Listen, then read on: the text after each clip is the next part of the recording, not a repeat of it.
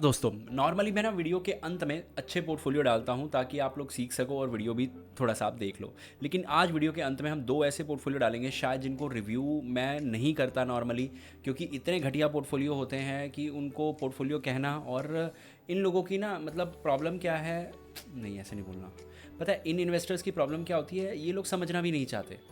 ठीक है, क्यों? क्योंकि 90% मैंने ऐसा देखा है कि ये वैलिडेशन चाहते हैं। वैलिडेशन समझते हो?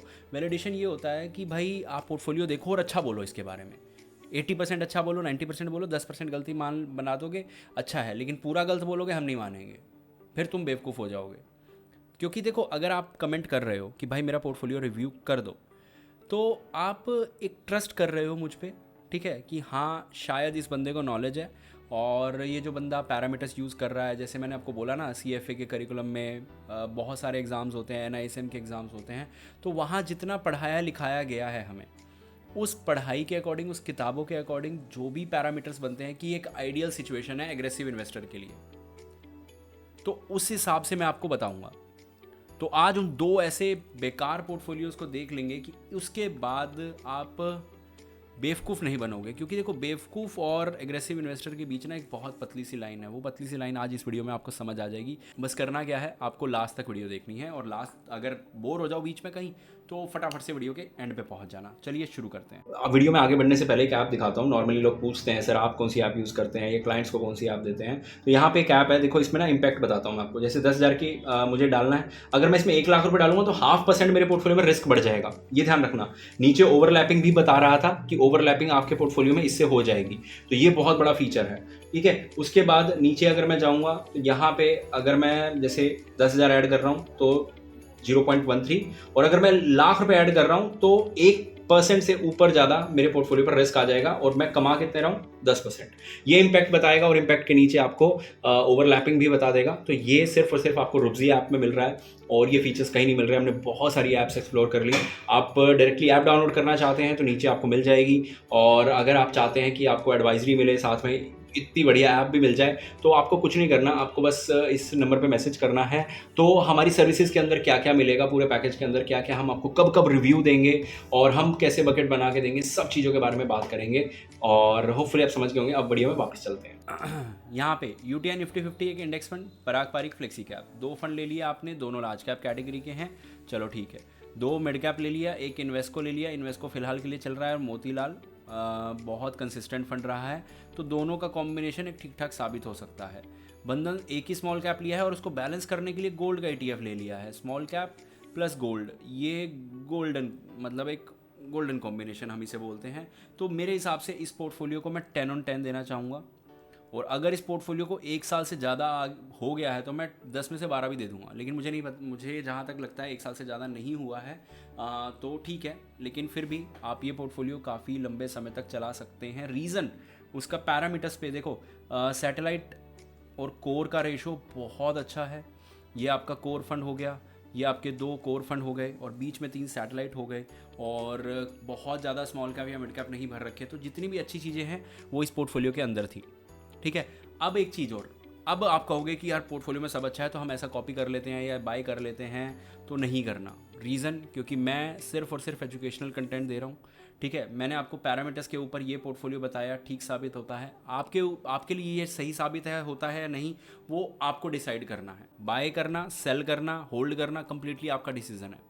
मैं फ़ंड की क्वालिटी, पोर्टफोलियो की क्वालिटी बता सकता हूँ, बस इतना ही। अब यहाँ पे एक और फंड की अगर मैं बात करूँ, तो यहाँ पे एक इंडेक्स फंड ले लिया, दूसरा निफ्टी का इंडेक्स ले लिया, फिर फ्लेक्सी कैप और बंधन स्मॉल कैप।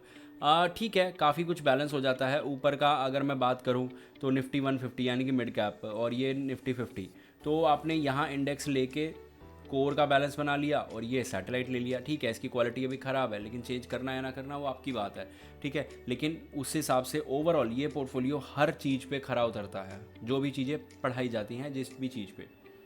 और ये चीज़ें तो हमने खुद की बना रखी हैं कि ये क्वालिटी ख़राब है या रिटर्न्स नहीं दे रहा। ठीक है, तो वो आपको चेंज करना है, नहीं करना है, क्वांट को कब रिप्लेस करना है, क्योंकि रिटर्न 1.5 साल से नहीं दे रहा, तो वो कब रिप्लेस करना है वो आपकी जिम्मेवारी है। उसके बाद अगर मैं यहाँ बात करूँ तो पराग पारिक फ्लेक्सी और लार्ज कैप, दो मिड कैप और फिर से दो स्मॉल कैप। तो ये भी बहुत अच्छा कॉम्बिनेशन है। इधर 2 अच्छे कॉम्बिनेशन हो गए, ये भी 2 अच्छे कॉम्बिनेशन, ये थोड़ा सा एग्रेसिव चलता है, ये सेफ़ चलता है, ये सेफ़ चलता है, ये एग्रेसिव चलता है। अब यहाँ पे एक प्रॉब्लम है कि आपने रिपीटेशन किया है एएमसी का। एएमसी के रिपीटेशन में ये प्रॉब्लम होती है, एक एएमसी जब काम नहीं करती तो उसके सारे फंड काम नहीं करते, तो हमारे 2 फंड एक साथ अंडर परफॉर्मिंग करने चले जाएंगे, जो कि एक नेगेटिव पॉइंट होता है पोर्टफोलियो का। तो इस चीज़ को आपको समझना होगा। अब वो 2 पोर्टफोलियो जिनको मैं नहीं चाहूँगा रिव्यू करना, ठीक है, इसके बाद वो पोर्टफोलियो मैं आपको दिखाऊंगा। पहले देख लेते हैं निप्पॉन मल्टी कैप। चलो अच्छी बात है। और एक स्मॉल कैप हो गया, फिर एक मिड कैप मोमेंटम। देखो मिड कैप मोमेंटम फिर भी ठीक है एक तरह से, इसको इंडेक्स जितने रिटर्न दे देगा ये। एक मल्टी कैप भी ठीक है। फिर एक स्मॉल कैप का ये इंडेक्स हो गया एक तरह से। एक स्मॉल कैप अलग से ले लिया इन्होंने। मिड कैप का पोर्शन यहाँ पे मिल ही गया इनको 5,000 में, स्मॉल कैप का इधर 2 मिल गया 10,000 पे, मल्टी कैप में लार्ज कैप का 2,000 रुपये। इसको बोलते हैं बेवकूफ़ी करना। क्योंकि मैंने पहले भी एक वीडियो में लास्ट ईयर बहुत अच्छे से रिसर्च करके बताया था, एक ना साइकिल चलती है कैसे कि 5 साल के रिटर्न्स बता रहा हूँ, 5 साल के अंदर लार्ज कैप ने स्मॉल कैप से ज़्यादा रिटर्न दिए। और ये चार्ट मेरी पिछली वीडियोस में है, मैं आप कहोगे तो मैं दोबारा बना के भी दिखा सकता हूँ। और ये फिर थोड़ा सा नीचे गया और ये फिर थोड़ा सा ऊपर गया। अब यहाँ पे ये क्या हुआ, ये थोड़ा सा नीचे गया, ये ऊपर रहा। अब फिर ये नीचे इतना नहीं गया, ये नीचे ज़्यादा चला गया, क्योंकि बबल बस्ट होते हैं। इस तरह से जिसमें बबल बस्ट होता रहेगा वो अंडर परफॉर्मिंग करता रहेगा और फिर दूसरे का टाइम आता रहेगा। तो लार्ज कैप आपके पोर्टफोलियो में होना चाहिए according to rules and regulation, जो पैरामीटर्स बोलते हैं। नहीं लेना ना लेना इतना कोई रूल, मतलब वो आपकी मर्जी है। लेकिन यहाँ पे सेफ्टी के नाम पे 0 है पोर्टफोलियो। और जिस गाड़ी में ब्रेक नहीं, उस गाड़ी को आप कितना लग्जरियस बना लो, कितना टॉप स्पीड चला लो, कोई भी फीचर दे लो, लेकिन जिस गाड़ी में ब्रेक नहीं है उसका तो क्या होना आपको पता ही है। सेम चीज़ यहाँ पे है, 2 स्मॉल कैप, फिर 2 मिड कैप और एक फ्लैक्सी कैप और एक सेक्टोरल। 0 मतलब सेफ्टी है यहाँ पे। तो इसका भी आप एक इंडेक्स में मोमेंटम में आप बहुत कुछ शुरू करेंगे। आप वो तो छोड़ दीजिए, अभी तो बहुत कम गलतियाँ करी हैं आपने, आप अभी बहुत कुछ करेंगे, वो आपके ऊपर है कि आप क्या करना चाहते हैं क्या नहीं। लेकिन मेरे हिसाब से ये 2 लास्ट पोर्टफोलियो बिल्कुल 0 थे। होपफुली आप समझ गए होंगे। मिलते हैं अगली वीडियो में।